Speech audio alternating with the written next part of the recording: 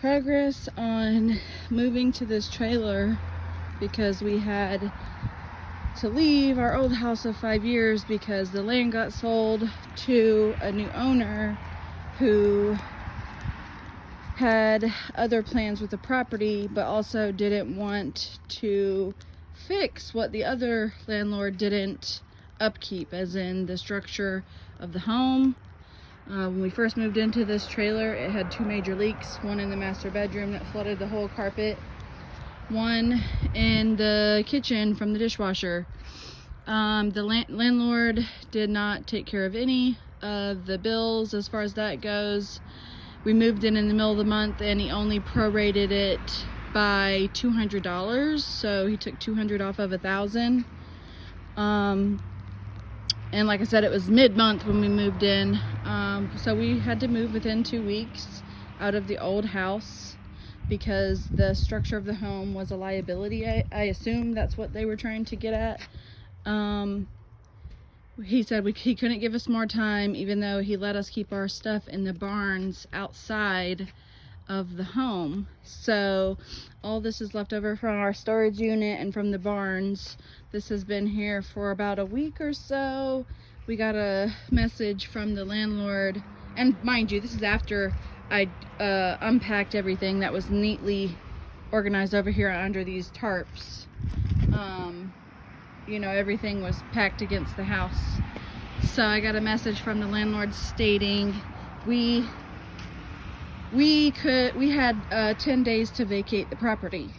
And I said, whoa, what do you mean? You know, must be some confusion. Why are you doing that? He said, are you living in the home? And mind you, he's not American, and he's got a very thick accent, so it's very hard to understand him sometimes. But he said his name is Adam, and we've lived here since October. October 14th, actually, my son's 13th birthday, October 14th. So my husband, as I proceeded to tell the landlord, you know, hey, we're putting a fence up. We already talked about this, you know, because I do have 6 blue tick coonhounds. When we moved in, he okayed it.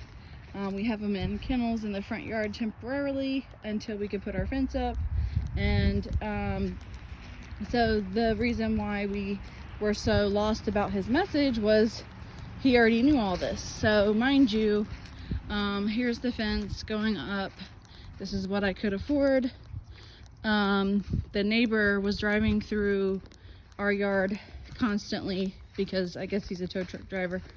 But I know that's probably not the best thing that he's gonna like, but I mean, you don't do that once somebody moves in, you know, you find another alternative route.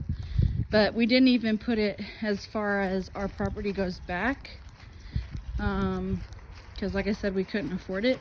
So we also have a portable storage barn that is being shipped, that's been delayed for 6 days now from Shelter Logic, and they wanted to charge over $400 for like a 10 by, I think it was a 10 by 12 or something like that. But our property is where the tree is, where the telephone pole line, I believe, goes. So this was here when we moved in. This was here when we moved in. I'm assuming it was the neighbors, just by these colored 4x4s, because it matches their back porch. So we've been really friendly, I feel, anyways. We left a little space if he wanted to still drive through. I imagine he's going to, but we haven't told him to get his stuff off of the property because, I mean, it's not bothering us. But I know that the landlord said we could if we wanted to. As long as they don't make complaints about our dogs, we're not going to make complaints about their stuff being on someone else's property, as in ours. But I'm doing a little video of why we had to do this and the 10-day notice. Hey. Say hello. Hello. Yeah. Hello, world.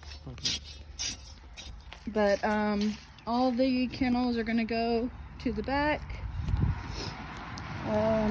We're going to have a runner line. This one was so temporary. It's a really raggedy runner line. Dingo boy. Dingo boy. He's over there asleep. Dingo boy. Yeah, boy. Here's a good boy. You laying in the sun? Are you laying in the sun?